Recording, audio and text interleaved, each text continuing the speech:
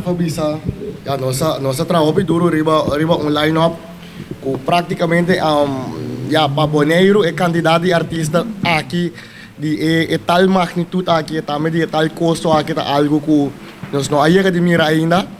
Então nós começamos com o line-up, nós vamos dar dois headliner para viernes, onde nossa headliner dan vai estar DJ Chucky.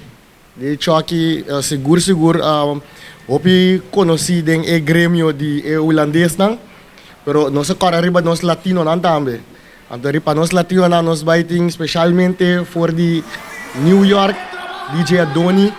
Então vai ter na Bonaire especialmente para o evento aqui sa kita 2 dias na dia viernes. Acompanhar automaticamente com nos act na local, nos vai ter payola, nos vai ter JC and Friends, nos vai ter dos diferentes act locais para dia viernes.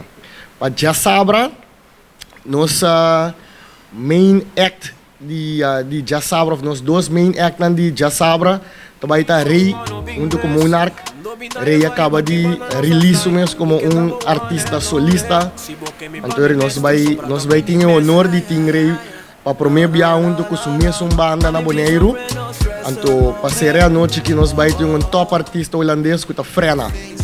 Frena é artista com super boa energia, sua stage performance até aia. Então essa kita diz para nós começar a dar algum headline rang.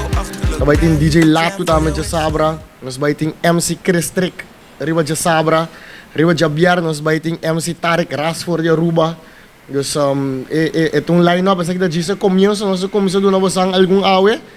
Então, me quer segundo o transcurso de semana também, nós lo seguir saca é full line-up, pero me quer que saca já nós põe acaba stempel de onde nós que chega com o evento, com artistanan internacional, com artista não quem que tá, então sei lo que nós bem para fazer com o evento aqui.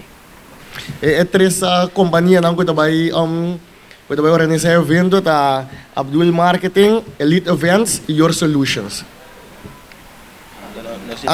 Ando nós temos partner de buitenland com a GA Events, qual nós sleutel para acabar de ser team que organizar o evento.